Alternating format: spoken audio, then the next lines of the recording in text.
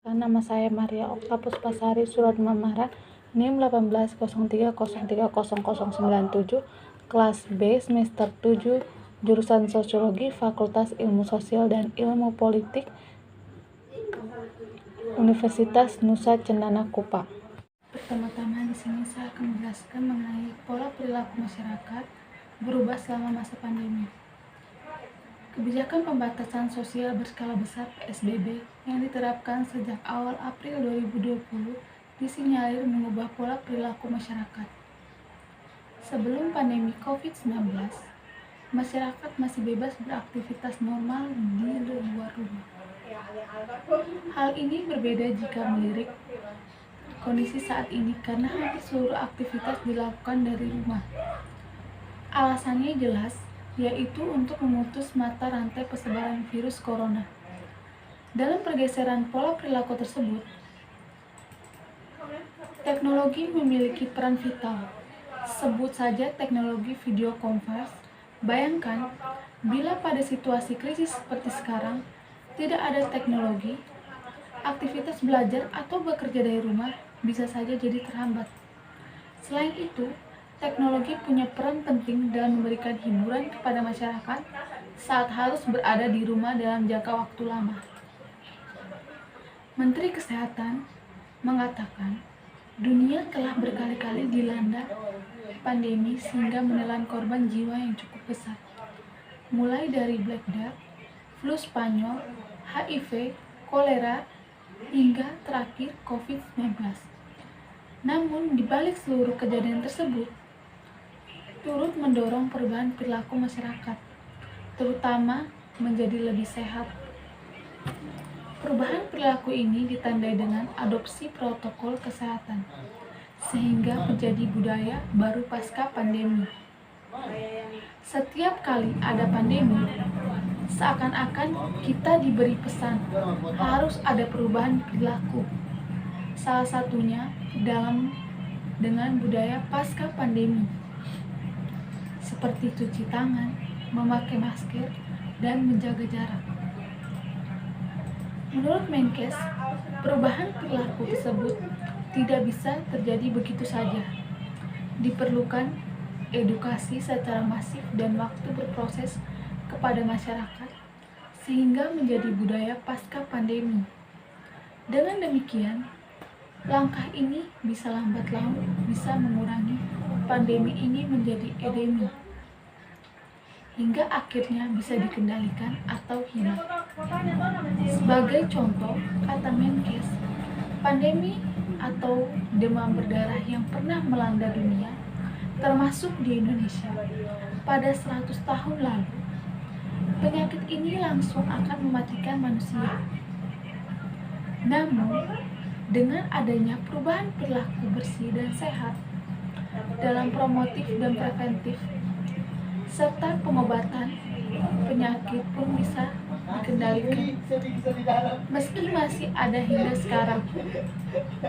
Tidak hanya itu, perubahan perilaku tersebut bisa membangkitkan keyakinan masyarakat untuk kembali memulai kehidupan normal dan berbagai kegiatan, termasuk kegiatan ekonomi, sehingga roda perekonomian bisa kembali berjalan.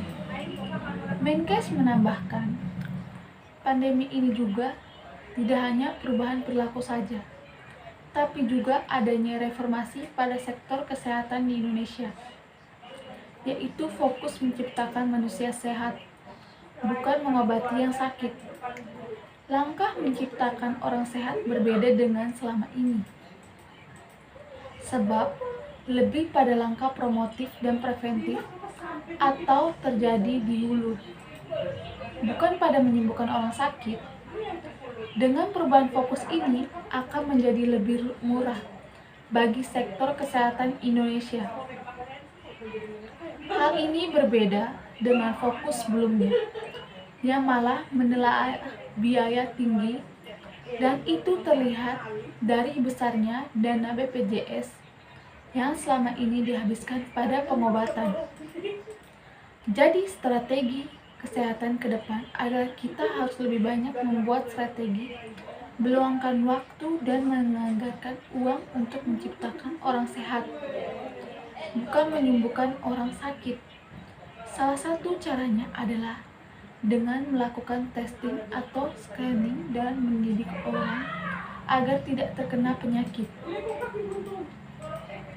Sementara itu, pandemi ini mengajarkan 3 hal yang bisa menjadi pembelajaran. Pertama, pandemi membangun kesadaran akan pentingnya kesehatan publik terhadap ekonomi dan produktivitas masyarakat. Hal ini karena sebelumnya banyak tidak menyangka bahwa kesehatan bisa sangat berdampak terhadap ekonomi, seperti yang terjadi pada saat pandemi ini. Mungkin yang dipikirkan adalah dampak bencana alam, politik, krisis keuangan, dan krisis tenaga listrik mengganggu ekonomi. Tetapi tidak berpikir karena bahwa krisis kesehatan akan berdampak pada krisis ekonomi. Kedua, pandemi membangun kesadaran semua pihak dalam menjaga kesehatan publik. Misalnya saja, sebelum pandemi orang hanya berpikir bagaimana menjaga kesehatan individu. Tapi saat ini, hal ini tidak cukup dan akan menjadi percuma apabila satu orang saja yang sehat sementara lingkungannya masih pandemi dan dalam kondisi lockdown. Dengan demikian, pandemi mengajarkan untuk menjaga kesehatan. Itu menjadi tanggung jawab bersama. Ibaratnya, dalam satu perahu sama-sama mengapung atau tenggelam. Selanjutnya adalah pandemi ini mengingatkan akan masih adanya ancaman krisis kesehatan lainnya, seperti DBD, stunting, kematian ibu dan anak, kanker, jantung, hipertensi, dan lainnya. Hal ini sangat penting dalam rangka mengantisipasi adanya bonus demografi pada 2030 sampai dengan 2040. Untuk itulah, pada kesempatan sama, Presiden Direktur CIMB Niaga Tigor M. Siahaan mengatakan saat ini Indonesia dan hampir semua negara sedang menghadapi situasi perekonomian yang menentang, dimulai dari krisis kesehatan sebagai akibat dari pandemi. Oleh karenanya, pemulihan ekonomi perlu dimulai dari pemulihan pada sektor kesehatan masyarakat. Di antaranya, pemulihan ekonomi perlu dimulai daripada sektor kesehatan masyarakat, diantaranya mulai program vaksinasi yang tengah digencarkan pemerintah. Kita bersyukur krisis keuangan tidak terjadi sebab pemerintah dari regulator mengambil langkah yang cepat dan tepat untuk menanganinya. Meski demikian, pemulihan ekonomi tidak bisa hanya mengandalkan satu pihak atau sektor saja, tapi diperlukan kolaborasi lintas sektor. Forum Indonesia Bangkit diharapkan bisa menjadi wadah untuk memfasilitasi hal tersebut. Dari luar kan, sudah cuci tangan atau belum? Kau juga tidak pakai masker lagi dari luar. Iya, saya dari luar toh. Kenapa emang? Saya pakai masker juga, belum cuci tangan juga. Kenapa? Aduh, kenapa tidak pakai masker? Sekarang tuh lagi gencar-gencarnya wabah virus corona. Baru kau tidak pakai masker dan cuci tangan. Aduh, kok adanya bawa virus termasuk di dalam rumah saja nih. Orangnya sekarang nih sudah banyak menangani protokol kesehatan. Jadi setidaknya patuhi untuk menyelamatkan orang juga di rumah dan untuk menyelamatkan diri juga tuh. Mau terkena virus corona. Oh iyalah. Corona nih harus pakai masker lagi, cuci tangan lagi. Saya kira berita tuh hoax saja. Nah, cepet keluar. Cuci tangan dulu, nanti baru saya kasih hand sanitizer untuk kamu supaya nanti itu kita terhindar dari bawa virus corona ini. Nah oke, saya keluar dulu cuci tangan saya dulu. Ini saya cuci tangan habis nih. Sini dong, saya mau pakai itu barang tuh dulu dong. Ini ambil so. Barang ini nih. Ini saya pakai so. Biar terhindar dari virus corona saya pakai so. Lu ada masker, gua ada masker lebih na ambil pakai mau pulang kos nih. Ini masih ada masker nih. Saya nih stok banyak supaya nanti kalau satu kawan datang atau sampai datang yang pakai masker saya kasih, karena kita tidak boleh pakai masker lebih dari 3 hari. Pokoknya 1 hari kau dari luar langsung buang ya, jangan pakai ulang-ulang. Ini kau pakai sudah. Baik su, ada masker nih.